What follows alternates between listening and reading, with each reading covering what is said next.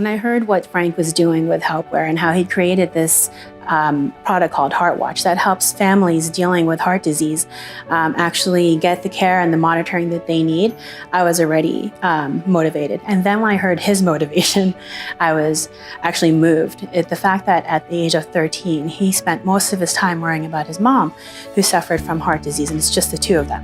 So as a young child, he's trying to enjoy his childhood, but yet, that hallmark trait that Asians have is that deep care for family. And it's something that stuck with him. And when I heard that he took something that some might see as a hurdle, he flipped it over and he used it to springboard his passion and his purpose to develop a product that helps him as well as many people around the world. And so that was one of the first things that really got me to say I need to nominate Frank. Like unique people that tend to look at problems as opportunities, Frank was able to look at the predicament of his mother as an opportunity to bring a solution from his own.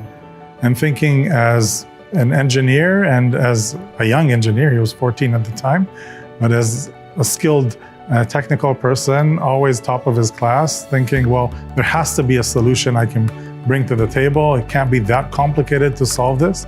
Very quickly, together with his friend and then with the biomedical zone, still as students, they came up with the idea of having this solution of an ECG wearable that's 24/7 that could have been very useful in the case of his mother.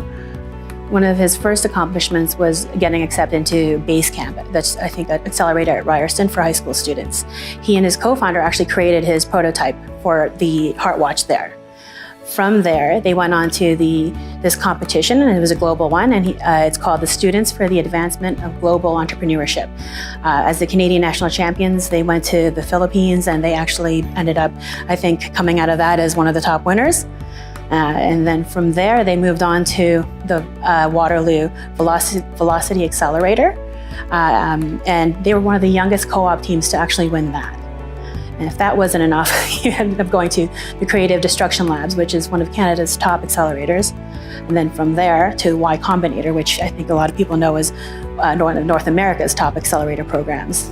And then he topped that off with going to Dragon's Den, where he actually got all 5 dragons to want to invest in his product. So that's where he is right now, to the point where he's gotten his seed funding. I think Frank is an amazing example. I feel old saying this, but I always looked at Frank and Andre as kind of my kids, who are, my oldest is 17, and thinking, well, what an example that they're setting. And by being young entrepreneurs, leaders, CEOs, and co-founders of an amazing company that is about to change the world, we hope, they inspire everybody around them. They bring young people to their team. They work with older adults, so they have one of their key hardware persons is probably around 50 and still working for a 20-year-old, and no issue there. So really being able to bring together the people and the attitudes needed to drive and to inspire everybody around. Congratulations, Frank, on winning the Ascend Innovator of the Year award. Very well deserved.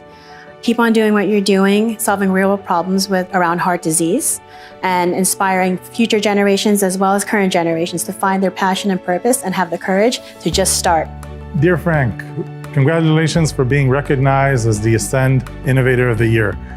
You deserve it, my friend. You've done amazing accomplishments over the years, and it's really hard to imagine that at your age, you're now leading a team and a product that's going to change the world. I wish you all the success that you can, rise to the stars and show us what you can do. Congratulations.